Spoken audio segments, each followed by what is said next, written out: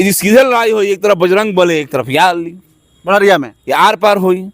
अगर भाजपा के कमल निशान मिल जाओ तो विपक्षी जो प्रत्याशी रहे 10 बजे बुढ़िया भी सब बना सोहर गावत, गीत गावत, हर घर से जय श्री राम के नारा निकली, हर हर मोदी, घर घर मोदी, फिर से नीतीश कुमार के नारा निकली और 10 बजे ही राजद के पता ना चली राजद कहाँ गई जिसे। लेकिन हमनी खाली पढ़बे करे सोन आ परीक्षा हमनी के ना देव सोन। आखिर हमनी के काहे परीक्षा नहीं दिवावत शीर्ष नेतृत्व जौन बा परीक्षा से वंचित हमने हो जाता नहीं सो मौका मिले क्यों उम्मीदवार होके एक बार भाजपा के मैंने मौका मिले के चाहे। लेकिन पता ना शीर्ष नेतृत्व के का मजबूरी बा, का दिक्कत बा कि बहरिया पे कोनो चर्चे नहीं किया होत कि बहरिया गाँव गाँव जाए लोग कि नरेंद्र मोदी के चुनाव चिन्ह चाहिए, कमल चुनाव चिन्ह चाहिए। लोग की डिमांड बा कि भाजपा भी एक बार ऐसे चुनाव लड़े, एक बार ईवीएम पर हम कमल निशान के बटन दबाई।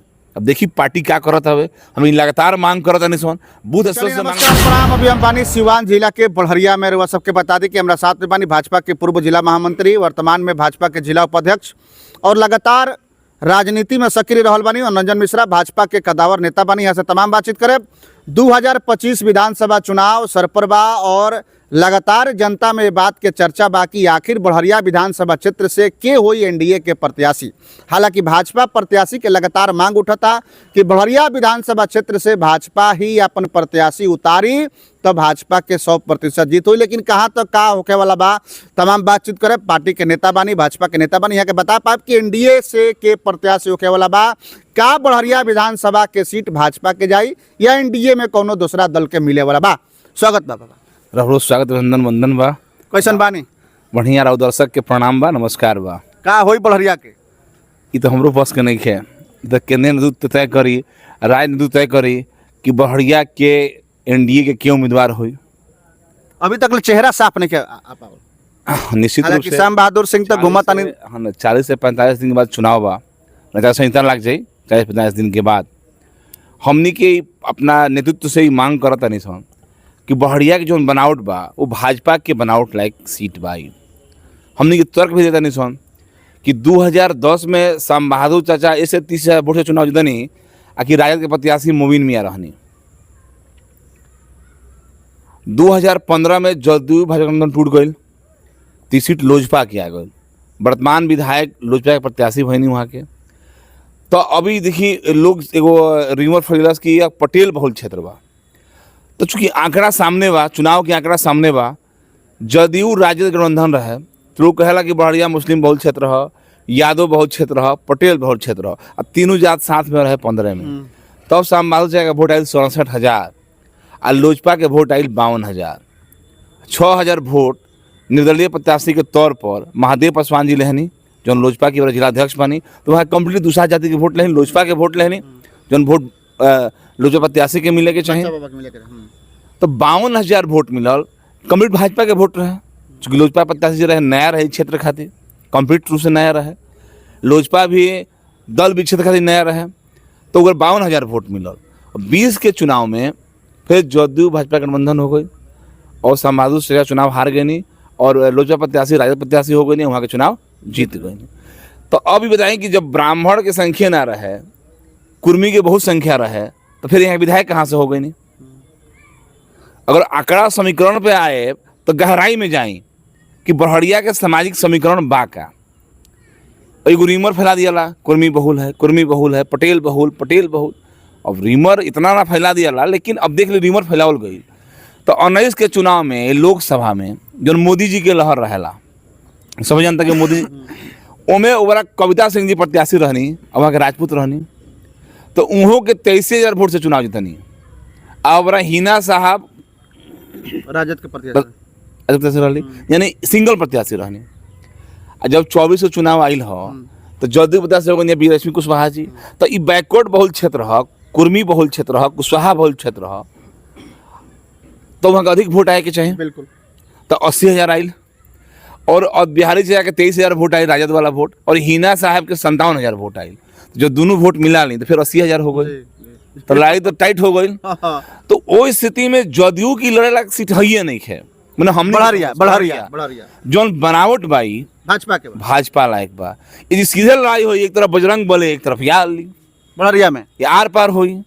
अगर भाजपा के कमल निशान मिल जाओ तो विपक्षी जो प्रत्याशी रहे 10 बजे बुढ़िया भी सब ना जाई, एकदम घर से माई बहन सोहर गावत गीत गावत, हर घर से जय श्री राम के नारा निकली, हर हर मोदी घर घर मोदी, फिर से नीतीश कुमार के नारा निकली और 10 बजे ही राजद के पता ना चली राजद कहाँ गई जिसे। लेकिन एनडीए की जो भी प्रत्याशी हुई हमने की मदद करे सब, लेकिन ये मांग बा कि भाई कौन सर्वे होता। अब तो हमरा ये बुझाला कि हमने के पार्टी के डिक्शनरी से बढ़िया शायद गायबे हो गई बा।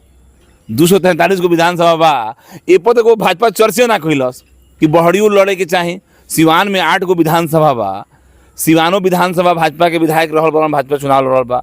जीरा देवी भाजपा के विधायक आशा पाठक रहल बानी, भाजपा चुनाव लड़ल बा। दरौलियों में रामायण माझी विधायक रहल बानी, चुनाव भाजपा लड़ल बा। रघुनाथपुर में भी भाजपा के विधायक रहल बानी, चुनाव भाजपा लड़ल बा। दरौंदो में भाजपा के विधायक बनी, महाराजगंज में भाजपा के विधायक रहल बनी, चुनाव भाजपा लड़ल बा। गुड़ियाकोट में भाजपा के विधायक बनी, यानी 7 सीट भाजपा लड़ ले बा। एगो बहड़िया सीट आज तक भाजपा ना लड़ल। अब वो काहे ना लड़ल, तो हमनी के खाली पढ़बे करब सन, रोज जाए सन गाँवे गाँवे कि नरेंद्र मोदी के ये काम, नीतीश कुमार के ये काम, मंगल पांडे के ये काम, सम्राट चौधरी के ये काम, हम जनता के बताएं सन कि मोदी जी है कोई नहीं, मोदी जी हो कोई नहीं। लेकिन हमनी के खाली पढ़बे करब सन आ परीक्षा हमनी के ना देब सन। आखिर हमनी के काहे परीक्षा नहीं दिवावत शीर्ष नेतृत्व जौन बा, परीक्षा से वंचित हमनी के हो जाता नहीं सन। तो या तो शीर्ष नेतृत्व बताए के पड़ी कि या तो हमनी के पढ़े में कमजोर बानी सन, ऐसे फिर पढ़े के दिया था कि परीक्षा मत दो भाई, या भाजपा लायक सर्वे में सीट नहीं खे आवत, कुछ तो हुई तो उनका जानकारी नहीं मिलत। हमनी की जानकारी नहीं खे एकदम धान के खेती हो गई 2 बार, अब मकई की खेती हो गई 1 बार, लोजपा 1 बार लड़ ले बा। और अक्टूबर नवंबर में तो गेहूं की खेती नहीं होके के चाहिए। एक बार हमनियों को मौका मिले, भाजपा के केहू उम्मीदवार होके एक बार भाजपा के मैंने मौका मिले के चाहिए। लेकिन पता ना शीर्ष नेतृत्व के का मजबूरी बा, का दिक्कत बा कि बहड़िया पे कोनो चर्चे नहीं होत कि बहड़िया लड़े के चाहिए। और स्थिति बा कि जदयू लड़ी तो बहुत लड़ाई टाइट जी हुई, इतना आसान नहीं लड़ाई, चूँकि भाजपा के लोग पूरा मन से लागला तब इसे एनडीए जीतेला, हम फिर भी मन से लागे हम। लेकिन जदयू लड़ाई टाइट हुई, भाजपा लड़ी कमल निशान अगर आ गई तो 1 लाख वोटे जी आई, 1 लाख वोट आई। 243 को विधानसभा पूरा बिहार में बावे, सबसे अधिक सीट से कोनो भाजपा के जीत हुई प्रत्याशी की तो बढ़िया विधानसभा जीत हुई। इनमें हवा नहीं खे, मैं झूठ सच नहीं के सच्चाई बावे। लोग गाँव गाँव जाई, लोग कहे कि नरेंद्र मोदी के चुनाव चिन्ह चाहिए, कमल चुनाव चिन्ह चाहिए। लोग की डिमांड बा कि भाजपा भी एक बार ऐसे चुनाव लड़े, एक बार ईवीएम पर हम कमल निशान के बटन दबाई। अब देखिए पार्टी क्या करत हवे, हम लगातार मांग करत नहीं सन, बूथ स्तर से मांग शुरू भइल बावे कि भाई भाजपा लड़े के चाहिए। चूँकि देखिए पहल भी होके के चाहिए कि जहाँ जदयू हारता तहाँ भाजपा लड़ो, जहाँ भाजपा हारता जदयू लड़ो। बिल्कुल अदला बदली से क्या होला कि भाजपा कहता कि 2010 के आधार पर हम चुनाव लड़े, एनडीए कहता है। पहले तो 2010 में भाजपा 5 सीट पर चुनाव लड़ रहा है और जदयू 3 सीट पर लड़ रहा है, चूँकि वह बार जौन एमपी कोटा जदयू के जिम्मे है। एक बार जब जदयू के एमपी बाड़ी तो निश्चित रूप से जदयू को 3 गो लड़े के चाहिए, भाजपा को 5 गो लड़े के चाहिए, तो बढ़िया लड़े के चाहिए 5वां सीट में। अगर कमल निशान मिल गए तो कौन लड़ाई ना रही, लड़ाई कोनो बढ़िया में ना। आप सर्वे कॉल नहीं पत्रकार के रूप में जनता की डिमांड बा कि एक बार नरेंद्र मोदी के प्रत्याशी आ जाओ, कमल निशान आ जाओ, जनता के डिमांड बा।